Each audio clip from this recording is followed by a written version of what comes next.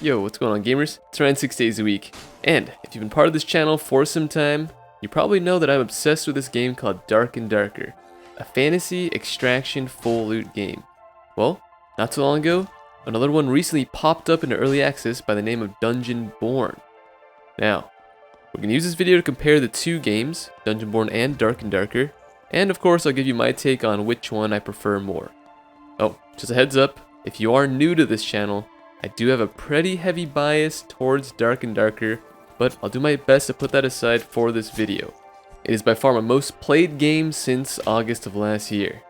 Alright, now, we're going to compare the two games across a number of metrics, starting with some core gameplay metrics like the new player experience, character customization, general lobby features, the gear and crafting systems, class design, since they're both fantasy class games, character progression, PvE and map design, and of course, your basic PvP systems. I'll also touch on some other aspects of the game, like the lore and world building, the graphics and asset usage, community outreach from the dev team, the full game experience when you actually purchase the full game, and then of course at the end, I'll give you the full rating of both the games. Now, if you haven't played either of the games, it can get a little bit confusing seeing what's going on screen since they do share a lot of Unreal assets. So, in the bottom left corner, I will always have the logo of the game for whichever gameplay is shown on screen. So pay attention to that if you find something interesting.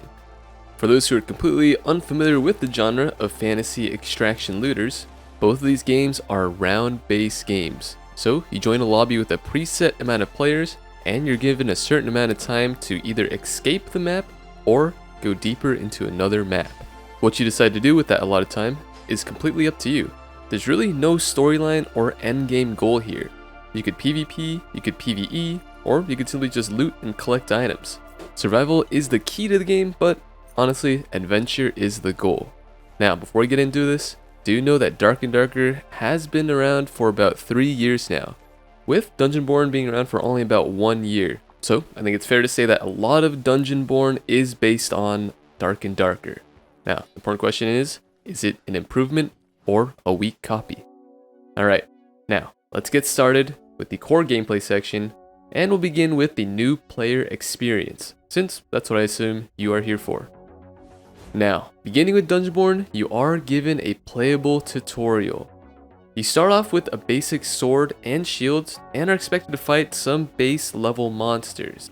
There are some melee ones and some ranged ones. Now, the most important part of the tutorial, to me at least, coming from Dark and Darker, is in the bottom right, where it details the different fighting mechanics through text. Not something you have to watch, you just quickly read it, and it has an indicator of which hotkey you need to press to activate that combat ability.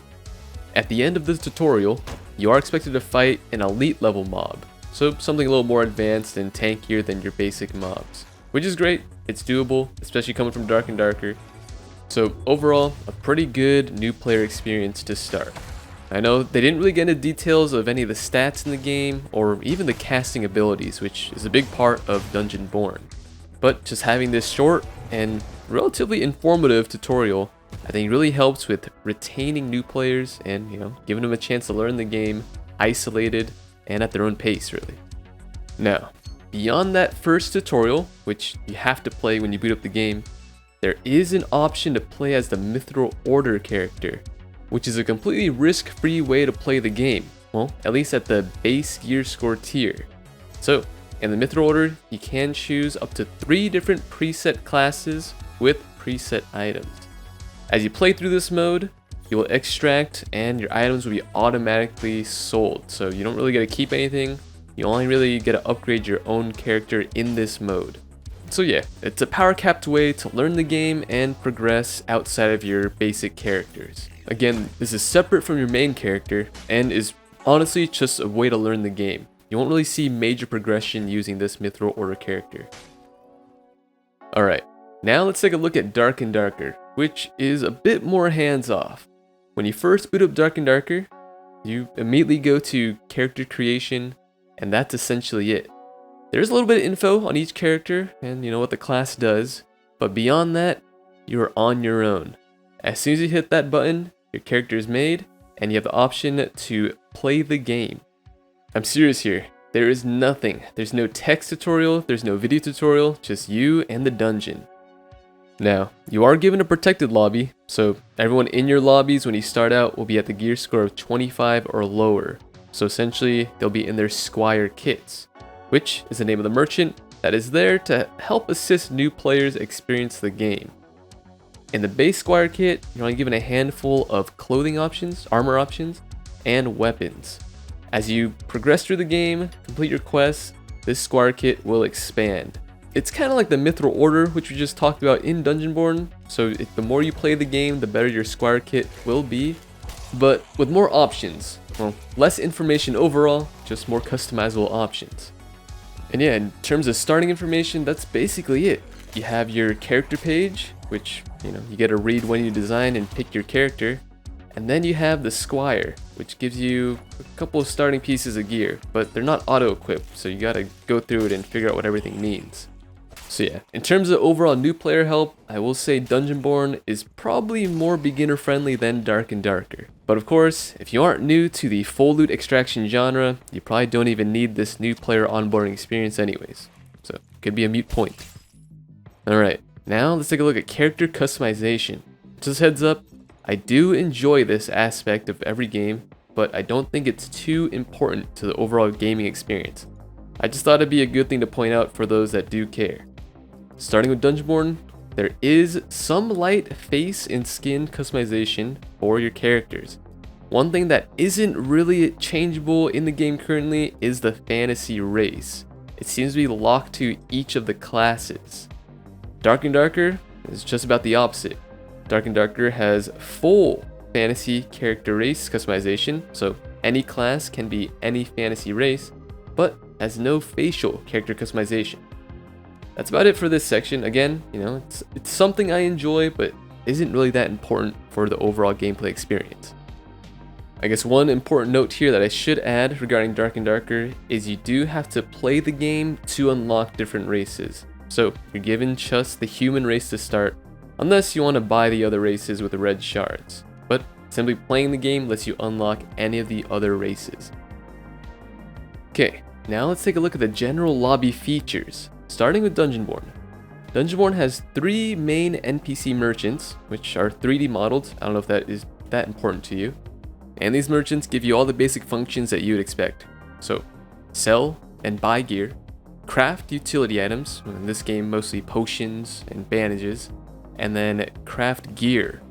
Well, it's in the form of heirlooms, and we'll talk more on that later, but it's essentially the game's progression system.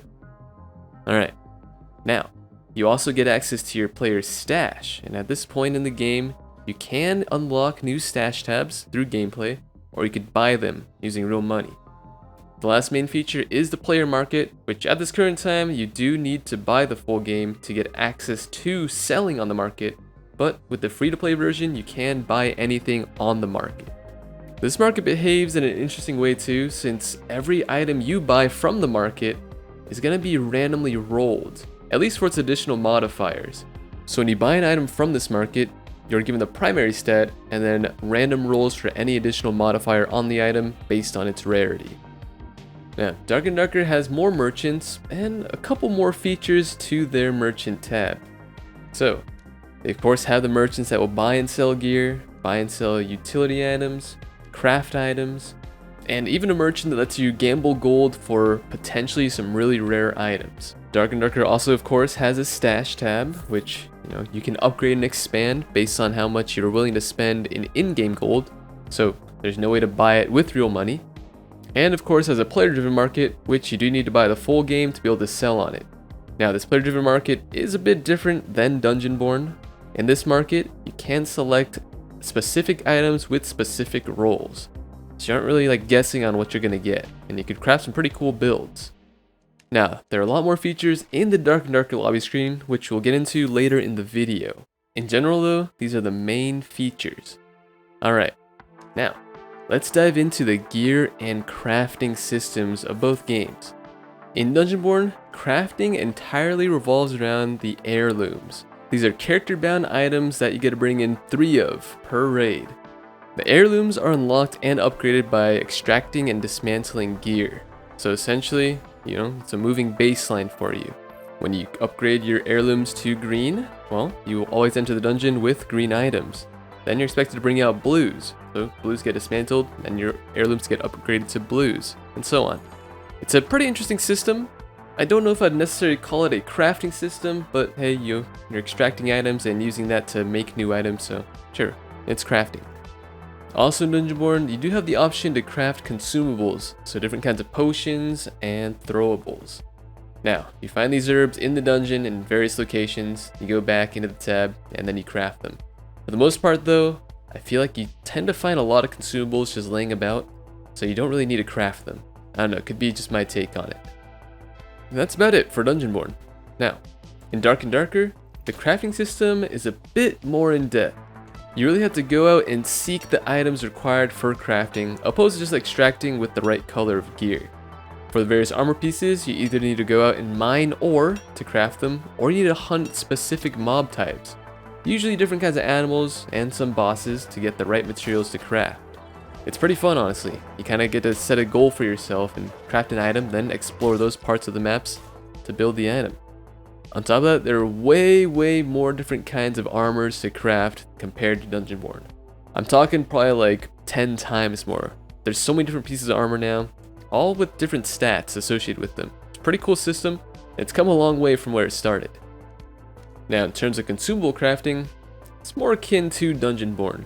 You go out there, you find your herbs, you go back, and you just turn those into different kinds of potions. I personally did not do any potion crafting this way, since, there's an abundance of usable consumables wherever you go, in the dungeon and out. Now, the key difference between the two crafting systems, if I did have to compare them, is that Dungeonborne is extracted loot-based crafting, so that's how you progress, you upgrade your crafts. In Dark and Darker, it's quest-based progression. So you have to, you gotta extract with certain items, but it's trackable through quests. Opposed to the quality of items you get. You need to get very specific items. Okay, now let's talk character progression. Since both games, they progress their character's power in different ways. In Dungeonborne, there is a level 20 hard cap. And each level in this game gives attribute points. So yes, with every level, your character becomes a little bit stronger. Now in terms of gear, or at least baseline gear, heirlooms would dictate your baseline gear power. So you can always fall back to whatever your heirloom gear level is. Now, for Dark and Darker, there's a level 20 soft cap. The progression is a little bit different in terms of each individual level. Every 5 levels, up until 20, give your character another perk slot. Again, we'll go into the differences between these level powers in the next section, but just keep this in mind. Now, quest will dictate your baseline gear. So, Dungeonborne has that crafting heirloom system. Dark and Darker has quests. These quests will unlock more and stronger gear for your Squire, which in a way is your baseline. You could always resort to Squire gear. But, at the end of the day, both these games are extraction looters, so as long as there is an active player economy, your real character's power is just based on what you have in your stash. One last note on character progression is Dark and Darker technically has a ranked leaderboard. They call it the adventure point system, but really, you just play the game, you extract, you do stuff in the dungeon, and your rank increases. Since they took away rank-based matchmaking, it really doesn't serve a purpose right now, but to give you cosmetic items at the end of the season. So that's why it's kind of like a pseudo character progression. Alright, now let's get into the real interesting stuff, starting with class design. Dungeonborne right now has 8 different classes, but these are very much strictly just 8 classes. There's no real subclassing yet or different play styles within the classes due to their limited skills. Some classes actually only have an option of 1 skill per skill slot, so you're locked into one gameplay style. In the future, I believe you will be able to choose your fantasy race per class, so that'll give you a little bit more flexibility in terms of how to build.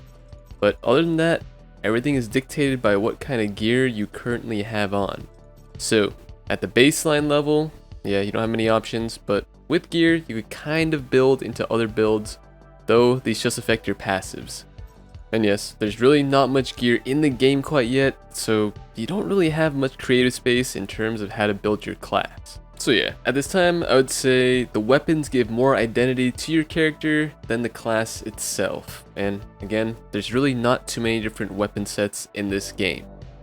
For Dark and Darker, they currently have 9 different classes, all based off of the classes found in Dungeons and Dragons. Now, not only does Dark and Darker have way more skills, perks, and spells to choose from, you can also mix and match them in any way. They're not really gear based, though gear makes different builds much more effective. Some classes though, like the Bard, do struggle with different playstyles since there's really only one effective way to play Bard, and it outshines the other playstyles by far. But even with that taken into account, I find that there is far more diversity in Dark and Darker than Dungeonborne. Alright, now that we've talked about making and building your character, let's talk about what you're going to explore and hunt, the PvE and map design of both games. In Dungeonborne, there are currently 2 starting dungeons, so 2 selectable areas that you can travel to from the lobby. After that, there's 1 additional dungeon that you could take a portal to, so 3 total dungeons that your character can explore. Of these 3 dungeons, there are currently 3 main endgame bosses. I technically say 3, but to me it's only 2 since I don't count the Cyclops in Dungeonborne as a main game boss. It's more of an elite mob, kind of a step above the elites, but not quite into boss territory. Now, how about the basic mobs? Dungeonborne has an array of skeletons, goblins, and other dungeon inhabitants like living armor, giant rats, and some scattered forest monsters that we'll really talk about later. So overall, the game doesn't really have too many different mobs at this current stage, and they're mostly shared between the 2 maps. Really, when I'm swapping between the 2 maps, it's more so for the loot and not the experience, since it kind of feels like the same map, but one's a little bit larger than the other and has some different texture. Now, in terms of actual map design, they're pretty good looking maps, visually, I would say. There's a lot of detail in the maps, it just has a little too much clutter. And by clutter, I mean just things that don't really add anything visual or mechanical to the map itself. It's kind of just there, and most of the times it has some sort of collision too, so you'll bump into something on seemingly flat ground and not know it. But hey, if you're first learning the game, this could be helpful since it does interrupt the AI pathing, so use that to your advantage. Now, for Dark and Darker, there are currently 3 starting dungeons with 2 additional deeper dungeons within those starting layers. Between all these dungeons, there are 6 main endgame bosses. And these bosses are, sometimes a little bit buggy, but honestly well designed. They do feel like bosses, all of them. They actually have a Cyclops in Dark and Darker as well. They both share the same assets. Dark and Darker definitely came first, so I want to put that out there. So yeah, in this category, content-wise, Dark and Darker does have double the content than Dungeonborne. Now, if we're talking non-boss PvE, Dark and Darker has roughly 5 times the amount of different mobs than Dungeonborne. And these mobs are mostly exclusive to their map. So in the Ice Caverns, you're going to find ice-themed mobs like kobolds, wendigos, yetis, that kind of stuff. In the Goblin Caves, you're going to find the different goblin variants, giant insects, and of course your cave-themed bosses. And in the Forgotten Castle, you'll find your skeletons, skeleton variants, undead monsters, and beyond that, you're going to find demons in the Inferno layer. So yeah, a very well thought out PvE experience, at least thematically. Now, for the map design in Dark and Darker, it's a little more structured. Each map is a grid-styled system instead of a freehand system like in Dungeonborne. Dark and Darker's grid-styled maps, or module-based maps, are designed this way so they can be easily scrambled into different variations of the same map. So yes, they do lose the artistic, organic shape that Dungeonborne has, but it will let them create randomly generated maps down the line. Now in terms of general aesthetic, they look great. There is still a little bit of clutter. You'll sometimes bump into an oddly placed torch or accidentally discover some way to cheese mobs, but overall, they really cracked down and made this a more PvPvE styled map. They all feel good to fight in now, I will say. And speaking of fighting, let's go over the 2 games' basic PvP systems. We'll start with melee, since that's where I have the most experience in. Dungeonborne's melee system is simple but reliable. So they incorporate mono-directional blocking. So as long as you're facing the person that's attacking you, you will block the attack. Some surfaces block just about all damage like shields, and some partial like longswords. There's also a heavy and light attack system based on how long you charge your attack for that is meant to break these blocks. And on top of that, this game does utilize crit chance, so you can technically build up higher crit chance through your gear. There are some ways to guarantee crits too, like headshots or perfect blocks for some classes, so it's not always up to chance. Now, in the most general sense, I could say that the combat system in Dungeonborne is intended to be more reaction focused, so positioning and preparation don't matter quite as much as long as you could react to what your opponent is doing. Again, this is the intention of the combat system, but right now in the game, you could build gear sets that completely ignore that system and simply overpower your foes. Now, let's take a look at Dark and Darker. Dark and Darker's blocking system is omnidirectional and near mesh perfect. So you have to look in the direction that your opponent is swinging in and physically make contact with your shield or blocking surface to counter their weapon. This on paper seems like it'd be a great way to showcase players' skill and also be a pretty intuitive way to design blocking. But in execution, due to lag and of course the really strange hitbox generation in Dark and Darker, it causes some really unintended and janky interactions. Now to counter blocking, Dark and Darker doesn't utilize a heavy and light attack system. It instead utilizes an impact power system. So each attack with each weapon has a set impact power, and that determines whether you stagger or get completely blocked by your enemy's shield or blocking surface. This, combined with Dark and Darker's sweet and sour spot system, or locational damage based on what part of the weapon you hit your enemy with, makes Dark and Darker more spacing focused, positioning focused combat, and of course preparation wise, do you have the right tools for this fight? Oh, and of course there's no crit chance in Dark and Darker, but there is a fairly in-depth limb and head modifier system, so headshots deal extra damage, and body, arms, hands, feet, and legs have their own multipliers as well. Now, unlike Dungeonborne, there is actually less gear checking in Dark and Darker. It used to be a major problem, but I think the devs have done a really great job of reeling in the higher end power. Don't get me wrong, the combat system isn't complex enough to avoid gear checking completely, but Dark and Darker is in a much better place than what Dungeonborne seems to be in, at least for now. Now, we're going to skip long range combat since Dungeonborne actually has no bows in the game, and we're going to jump straight into caster PvP. In Dungeonborne, there are two sets of spells.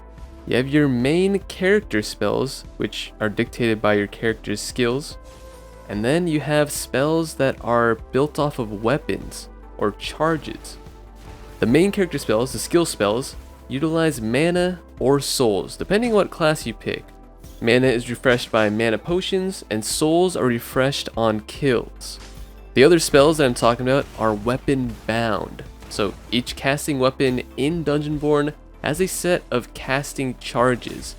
These regenerate over time, or you could charge them by using the alternate attack button. And, similar to the melee system, you could technically charge into a heavy spell cast, or just simply cast a light spell. Dark and Darker spell casting is a little bit different. Spells in Dark and Darker rely on charges, or require health as a resource. Their spells aren't bound to the specific casting weapon that you're using either. There are some other spells that are in the form of skills, and those have cooldowns. This system design makes it so Dark and Darker has a much larger variety of spells, but then no crossover spells in between classes. So every class will have its own set of spells, opposed to having just a weapon that you'd pick up and it has its own set spell. So yeah, honestly, they're fairly different systems that can't really be compared. I actually enjoy them both. They both are unique in their own ways. Now, for actual PvP modes, both games have that full loot PvPvE dungeon crawler experience. That's the main game mode. And right now, Dungeonborne does have a zero risk arena mode. So, a PvP mode that is detached from the game completely. No items are shared in between the modes. Dark and Darker is currently working on developing their arena mode, which should be out sometime next month. I don't really have too much to add to this one since Dungeonborne's arena mode is very, very primitive. It's just a step above a deathmatch, I would say. Now, moving on to the other category, let's get into the lore and world building, which I really don't have much information on since both games are very much early access games. Dungeonborne, at this current moment, has absolutely no lore. No, not too big of an issue in my opinion. I think right now, both companies are focusing hard on the gameplay. Dark and Darker does have some lore in the forms of their quest. It's expansive, covers a lot of things, but is fairly consistent in the world's themes. So that's kind of nice to see. They have a general direction of where they want to take the game from a lore side, a story building side. Next, we have graphics and asset usage, since both games are built primarily of Unreal Marketplace assets. For Dungeonborne, I gotta say, they have very weak visual consistency. There are things in the game that really stick out. Like, you could tell they didn't put much effort in making things feel like they belong in that world. There are plenty of examples that I could pull up. I think one of the most obvious and jarring ones is if you go to the castle map and run around the outside, you'll come across both werewolves that look like this, and also treants, which are essentially the same biome as the werewolves, that look like this. Yeah, those are from the same game. Another thing is the sound quality is completely lacking. It's kind of the same as the visual quality. Some things seem very hyper-realistic sound-wise, and others just, it seems like it's straight out of a cartoon. I know it doesn't necessarily affect the gameplay, but it is pretty distracting. Now for Dark and Darker, they are years ahead of Dungeonborne in this category. They have a very strong sense of visual consistency. Everything in the game seems like it was meant to be in the game. Though many assets may be marketplace purchases, they've actually gone through and made a lot of custom textures to make the game seem more seamless. All the monsters that exist in the world of Dark and Darker seem like they belong there. Now, in terms of sound, Dark and Darker is also years ahead in sound design. They are constantly updating and improving their audio quality, and you could really tell. The dungeon is immersive. It is beautiful sounding. I don't know how they did it. It's definitely not stock sound either. There's a lot of custom sounds put into the game that I don't believe exist anywhere else. They might have their own Foley team. I'm trying to keep it as objective as possible here, but it truly makes Dungeonborne seem like a mobile game if you just compare the audio quality of the games. Dark and Darker, the sound team is brilliant. Now let's talk about the game's community outreach. Starting with Dungeonborne, they've hosted actually a decent number of community events so far, advertised through their Discord. They also have integrated Twitch drops from the start of early access, which is a great way to reach out to the community on Twitch and garner interest in the game. They also shared a content roadmap, which is available in-game. You don't have to navigate to an external site for that. They also have a fairly high frequency of hotfixes. I think the first week out they had one every other day or so. So very attentive to the community and their voice. Now for Dark and Darker, they've also hosted a number of community events. And there's actually one going on right now with a $250 first place prize. They've done a number of live dev Q&As where they share their roadmaps briefly. It's not a hard set roadmap, and there actually is no existing roadmap of their game's future plans anywhere. I have a couple videos that showcase things they've talked about, and I've patched together a pseudo roadmap, but in terms of actual development plans, they keep that pretty close to their chest. Now, they also have a very high frequency of hotfixes. They've, for the past year or so, have had a hotfix just about every week. And in these hotfixes, they've also included balance patches. So it's not just glitch fixes, they're also changing the balance of the game. So overall, both companies are putting in some effort to build up a good, strong gaming community. Now, let's talk about what you actually get when you buy the full game. Since both games have a free-to-play version, which essentially is the full game. No matter which one you pick, you're getting a fantasy PvPvE dungeon dive full loot extraction game. Both these games have a number of fantasy classes and races to choose from, with levels, quests, and crafting to keep you busy. Now, in terms of dungeon modes, since Dark and Darker's Arena mode isn't getting released till 1 month from now, I'd say Dark and Darker has a lot more content than Dungeonborne, in both items, class diversity, and in general just things to do and explore. In addition, Dark and Darker has a much larger community and active player base than Dungeonborne. But yeah, if you don't want to support the devs, Dungeonborne's full game is $10 and Dark and Darker's is $30. With this full game, you will get more stash tabs and the access to market listings for Dungeonborne's full version. And in Dark and Darker, you'll get multiple character slots since you only start out with one, access to market listings, access to higher difficulty modes, and access to Dark and Darker's test server. Again, you basically get the full game in both Dungeonborne and Dark and Darker in the free-to-play version. It's honestly pretty insane how much content you get for free. Alright, now I've given you a pretty decent overview of both the game's unique systems and content. So, what's my rating of the games? Let's begin with Dungeonborne. Dungeonborne, the negatives, it feels loosely put together, it's lacking pretty in-depth and interesting content, and it plays like a buggy arcade game, both visually and performance-wise. Dark and Darker's key negatives are that it has a pretty rough new player experience. There's not many in-game onboarding resources, and the game is complex in the wrong ways. There's honestly not much information given in-game, and you have to be willing to dedicate a lot of hours outside of the game to learn how it all works. Now, for the main positives of Dungeonborne, it has a much more fluid new player onboarding experience. The playable tutorial, in-game guides, and various tooltips really go into detail of how the game works, and that does help new players enjoy the game, honestly. Dungeonborne also technically has more game modes at this time. They have that very primitive arena mode, which to some people is a pretty big selling point to the game. Now, for Dark and Darker's main positives, it has far superior visual and sound design. I'm talking maybe not just years ahead, decades ahead. It is an immersive experience and you can really tell they put a lot of thought into it.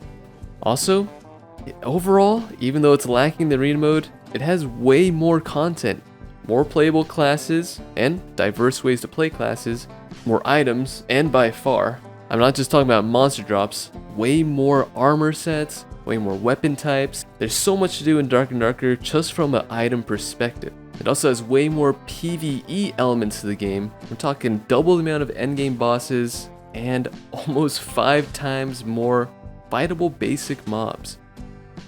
Alright, now what you've been waiting for, the score. On a scale from 0 to 10, I'm going to give Dungeonborne a 5.0. Which is about average. They definitely have some cool ideas going on, especially with their combat system, and I'd say that whole heirloom system is pretty awesome. But it's just executed poorly. The game feels bad to play, and visually it's not that attractive. It definitely has a mobile game feel. There's not much effort put into actually building up the world of Dungeonborne, and not really that many things to do overall. I'm not saying this in comparison to Dark and Darker. Just games in general. Games on the market in general, Dungeonborne is just not up to par. Sure, they make it easy for new players to start playing the game, but there really isn't much to retain those players. Yes, it is an early access game, so there's going to be a lot more additions to it, but right now in its current state, it's just not a fun game.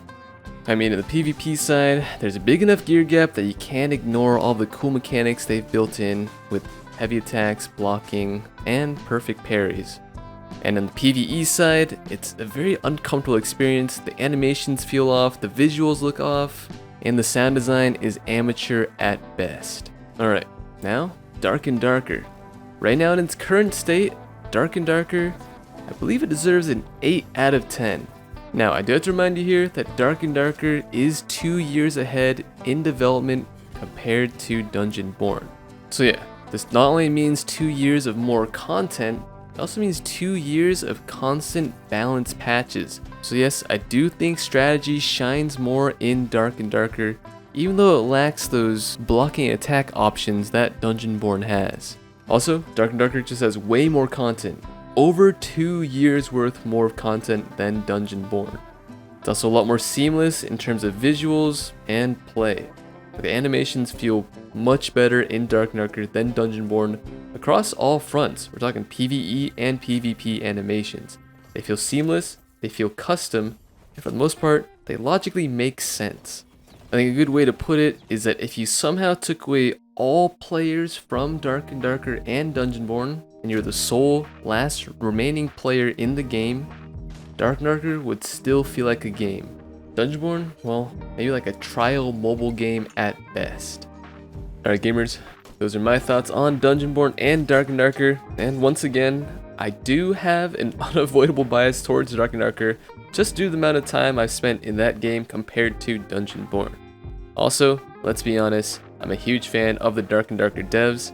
I do think there's a lot of stuff I could have talked about behind the scenes that may have influenced both my thoughts and your thoughts on the game. But hey, I want to make this more of a game-focused video opposed to a developer-focused video.